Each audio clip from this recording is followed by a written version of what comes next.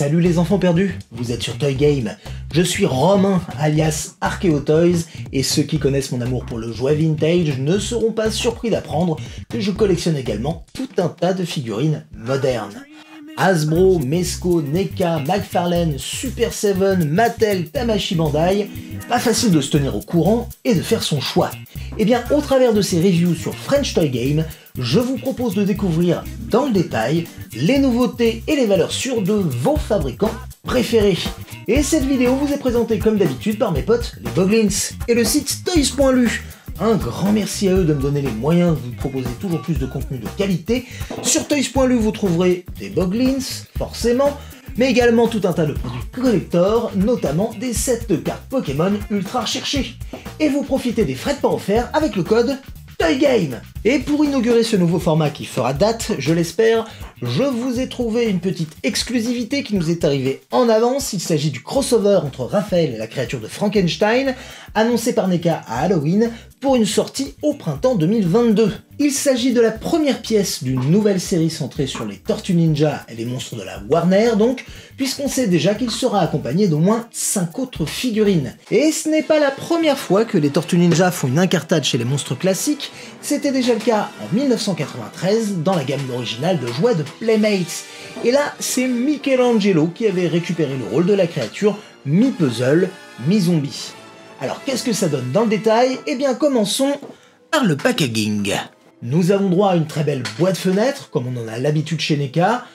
Sur l'avant, il y a une sublime illustration avec notre Raphaël en très gros plan, un parfait portrait de Frankenraph. Et non, ce n'est pas une toy photo, c'est bel et bien un dessin. L'inspiration est aux séries B, forcément, et ça sent bien sur l'arrière, avec des illustrations qui ressembleraient presque à de vieilles affiches. Sur les côtés, on nous propose des logos, mais également les futures sorties de cette nouvelle collection crossover, avec un Igor Leonardo, que j'avais pris pour le bossu de Notre-Dame, on va dire qu'il a eu chaud, mais également une momie Michelangelo. Pour la 4e silhouette qui n'a pas encore été révélée, je vous laisse me donner vos différentes idées dans les commentaires. Probablement un des meilleurs packaging NECA de ce début d'année, mais l'essentiel, c'est le contenu, donc à chaud. Eh bien, la figurine est un petit peu plus terne que ce que laissaient supposer les photos officielles. Personnellement, je m'attendais à un Frankenraph en costard noir. Finalement, il tire plutôt sur le gris souris, mais ça colle bien avec les films Frankenstein de l'âge d'or du cinéma noir et blanc, donc c'est pas gênant. Le design est très réussi avec juste ce qu'il faut pour un bon crossover. Notre Raph a récupéré la calotte crânienne d'un inconnu, il a les électrodes de chaque côté du cou, et puis on a des sondes qui lui traversent le dos et la poitrine. Sa carapace a été réparée avec une plaque d'égout, et puis on a une ceinture en métal, tout ça vient renforcer l'impact d'un Raphaël qui aurait été broyé puis réparé par un genre de savon fou. Niveau accessoires, NECA nous propose 3 paires de mains et 2 sailles. Eux aussi ont été remaniés avec des lames en forme d'éclair et des pommeaux qui rappellent des électrodes. Pour les mains, on a l'option main ouverte, l'option saille, l'option poing fermé, histoire de reprendre toutes les grandes poses classiques des deux personnages. Des mains horriblement suturées, mutilées, je me suis fait la remarque que si ce Raphaël réunit des morceaux de tortue morte, il n'y a pas beaucoup d'options comme donneur, c'est forcément ces 3 frangins bien aimés. C'est horrible. Mais trêve de digression. Si ces 6 accessoires peuvent paraître un peu maigres en comparaison de ce que propose NECA d'habitude, c'est dûment compensé par la taille du bonhomme. Cette créature de Frankenraph est massive et il y a juste à comparer avec les Raph précédents sortis chez NECA pour s'en rendre compte qu'on a affaire à un monstre. La mise en couleur est très bien appliquée avec des détails vraiment minuscules, même si ça n'empêche pas les bavures et puis les approximations habituelles sur ce type de production de série. Mais l'essentiel est sauf, je n'ai pas vu de loucherie, et on a plusieurs vernis qui viennent lui donner cet aspect un peu ombré, très propice à la toy photographie. Niveau mobilité, notre géant est plutôt surprenant, en comparaison de sa taille. Attention quand même, comme avec toutes les NECA, la casse sera légion, alors n'hésitez pas à les passer sous l'eau chaude pour évacuer le surplus de vernis si l'articulation commence à bloquer.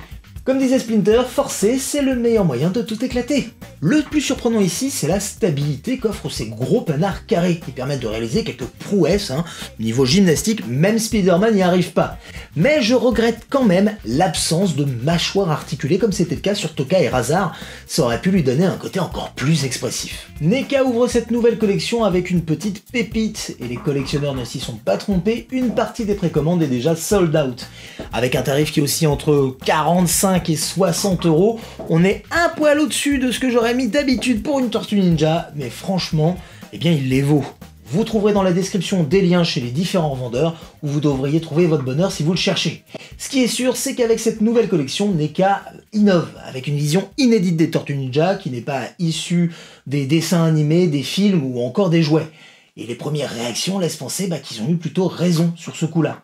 J'ai vraiment hâte de le voir réuni avec ces 3 frangins, même si du coup, va falloir être super patient.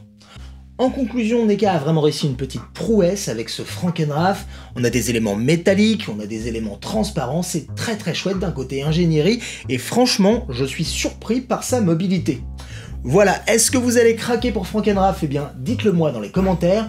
J'espère que cette première review Arkeo Toys sur Toy Game vous a plu. Encore une fois, j'ai besoin de vos avis, donnez-les-moi. Et puis, le mieux à faire si vous ne voulez rien rater, c'est de vous abonner à Toy Game, la chaîne des amateurs de jouets, tous les jouets. Quant à nous, on se retrouve très vite, et en attendant, achetez plein de figouses!